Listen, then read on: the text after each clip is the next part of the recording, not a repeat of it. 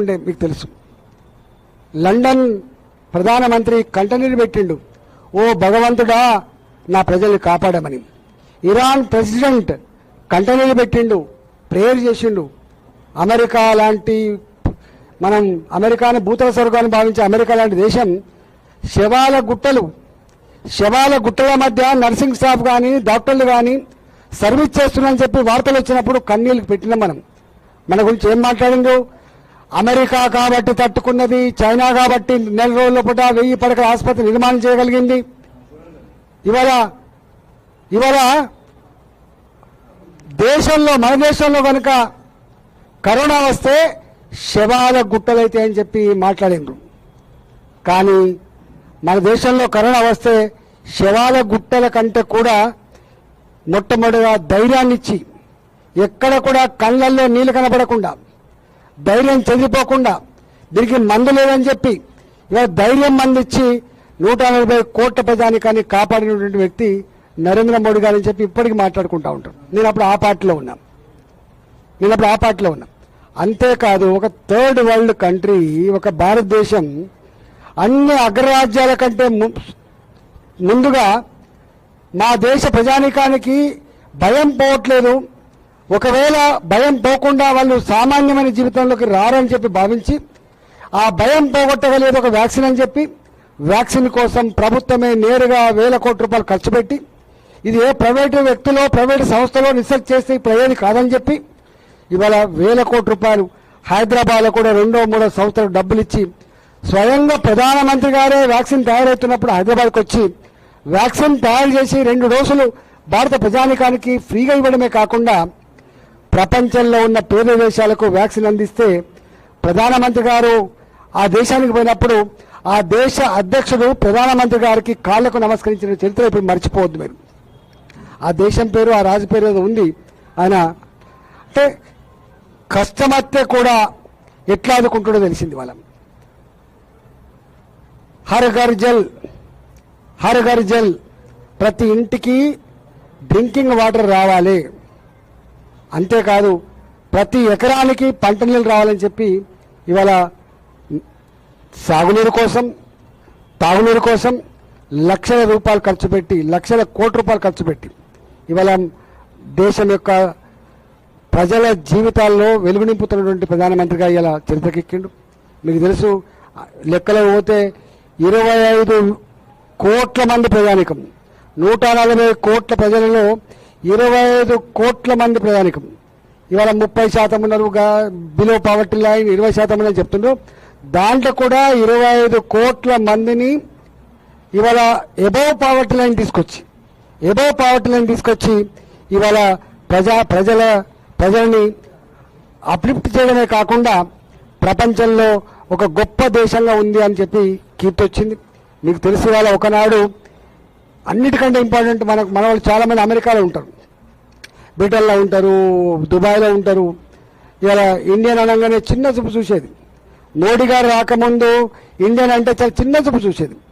కానీ ఇవాళ ఇండియన్ అని చెప్పుకోగానే మోడీ అని చెప్పంటారు. అంటే భారతదేశం ఎంతైతే తెలిసిందో ఇవాళ మోడీ గారి పేరు కూడా అందరికీ తెలిసింది.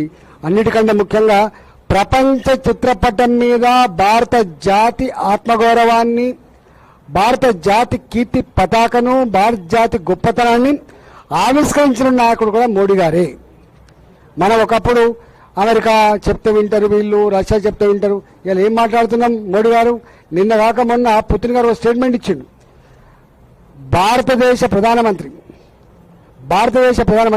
ప్రపంచం మొత్తంలో ఎవరికన్నా గ్లామర్ ఉంది, పేరుంది అంటే ఆనాడు అమెరికన్ ప్రెసిడెంట్ గురించి మాట్లాడకూడదు. The strong political leader on the globe అంటే అమెరికన్ ప్రెసిడెంట్ అని చెప్పేది.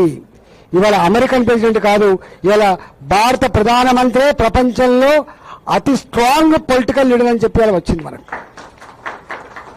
ఇవాళ పుతిన్ గారు అన్నారు, వారు అన్న మాట ఏంటి?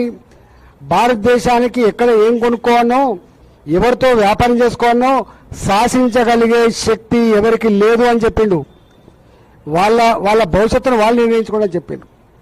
ఇవాళ అనేక సార్లు మనం చూసేది, ఒకప్పుడు టెర్రరిస్ట్ యాక్టివిటీస్, ఒక డాక్టర్ మిలిటరీలో పనిచేసి రిటైర్డ్ అయ్యి మన పార్టీ ఆఫీసులో మన పార్టీ చేరేయండి ఆయన అన్నాడు, నువ్వు ఎందుకు జాయిన్ అవుతున్నావు అని చెప్పి అంటే ఆయన మాట ఏంటంటే, నేను ఒక డాక్టర్ని జమ్మూ అండ్ కాశ్మీర్లో పనిచేసిన నేను హాస్పిటల్లో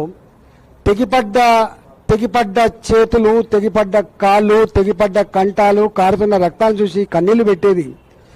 ఎన్ని రోజులు భారతమాత ముద్దుబిడ్డలు ఈ రక్తం మడుగులో గిలగిల కొట్టుకోవాలి, ఈ నరమేదానికి అంతం లేదా అని చెప్పి మేము అనుకునేది. కానీ మోడీ గారు వచ్చిన తర్వాత శ్రీనగర్ హాస్పిటల్లో అట్లాంటి దుస్థితి లేదని చెప్పిండు. ఇంతేందుకు మన హైదరాబాద్ ఒక లుంబిని పార్క్, ఒక గోకుల్ చాట్, ఒక దిల్సుఖ్ నగర్, సాయిబాబా మందిర్, తెగిపడ్డ కంఠాలు, చిమ్మిన రక్తం ఇప్పటికి మనకు గుర్తొస్తుంది. సరే, ఇప్పటికి కూడా దుర్మార్గులు, మూర్ఖులు, ఫైల్గామ్ లాంటి ఇన్సిడెంట్ ఉండొచ్చు. కానీ అంత హోల్గా మొత్తం దేశంలో ఎక్కడ పడితే అక్కడనే బాంబులు పేల్చి సామాన్యమైన అమాయక ప్రాణాలు తీసేటువంటి వ్యవస్థకు చరమగీతం పాడింది మోడీ గారి ప్రభుత్వం. భద్రతను పెంచింది, భరోసాను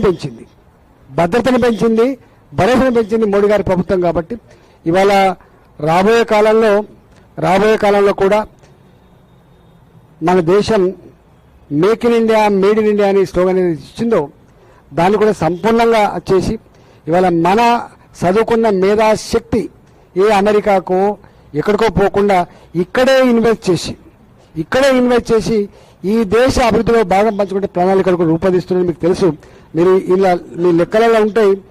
రక్షణ రంగంలో ఒకప్పుడు ఇంపోర్ట్ తప్ప మనకు ఎక్స్పోర్ట్ లేకుండే. కానీ వాళ్ళ 60% రక్షణ రంగ ఉత్పత్తులు బయటికి పంపే పరిస్థితికి వచ్చినాం. సాఫ్ట్వేర్ మాత్రమే కాదు, రక్షణ రంగ పరికరాలు కూడా మన దేశం నుంచి ఎక్స్పోర్ట్ అవుతూ ఉన్నాయి. ఇవాళ అనేక రకాల గ్రీన్ ఎనర్జీ విషయంలో, గ్లోబల్ వార్మింగ్ గురించి మాట్లాడిన పెద్ద నేతలు, కానీ దాన్ని అమలు చేసిన దేశం భారతదేశం. ఇవాళ గ్రీన్ ఎనర్జీ గురించి మాట్లాడిన ప్రపంచంలో దాన్ని అత్యంత వేగంగా అమలు చేస్తున్న భారతదేశంలో. ఇవాళ గ్రీన్ ఎనర్జీ అయినా, గ్లోబల్ వార్మింగ్ గురించి అయినా, ఎకలాజికల్ బ్యాలెన్స్ గురించి అయినా, ఇవాళ అన్నిటి గురించి మాటలకు చేతలకు పొంతనతో ముందుకు పోతున్న దేశం భారతదేశం. కాబట్టి ఇవాళ మోడీ గారు ఈ 12 సంవత్సరాల పుష్కర కాలాన్ని దాటి రేపు మరొక మైల్ రాయి 17 సంవత్సరాల మైల్ రాయిని కూడా దాటపోయేటువంటి ఈ శుభ సందర్భంలో మోడీ గారు ఆరోగ్యవంతంగా ఉండి ఇవాళ భారత జాతి ఇవాళ గర్వించే పద్ధతిలో వారి పరిపాలన కొనసాగించాలని చెప్పి కోరుకుంటా ఉన్నాం.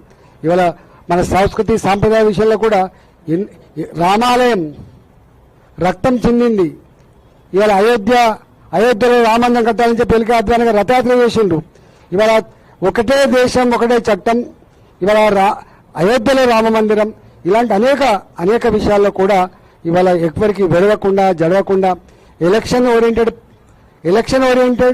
పవర్ ఓరియంటెడ్ పాలిటిక్స్ చేయకుండా ప్రజా ఓరియంటెడ్ పాలిటిక్స్ జరిపి ప్రజల మన్నలు పొంది కాశ్మీర్ నుంచి కన్యాకుమారి వరకు, కచ్ నుంచి అరుణాచల్ ప్రదేశ్ వరకు అన్ని వర్గాల వాళ్ళు ఏ మతమైనా, ఏ కులమైనా, ఏ భాష వాళ్ళైనా, ఏ సంస్కృతి వాళ్ళైనా అన్ని వర్గాల ప్రజలకి మామోడి అని చెప్పగలిగేటువంటి ఈ యొక్క నినాదం సాధించిన ఘనత కూడా భారతీయ జనతా పార్టీదే.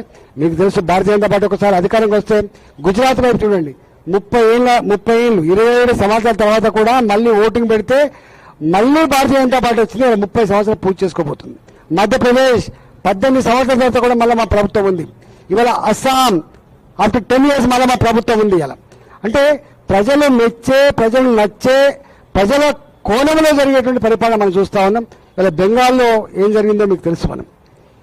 ఇలా బెంగాల్ ప్రజానీకం ఏమనుకుంటున్నారు, మేము ఎక్కడ భారత నుంచి వెళ్ళి విడిపోయే పరిస్థితి వస్తుందేమని చెప్పి భయపడ్డాం.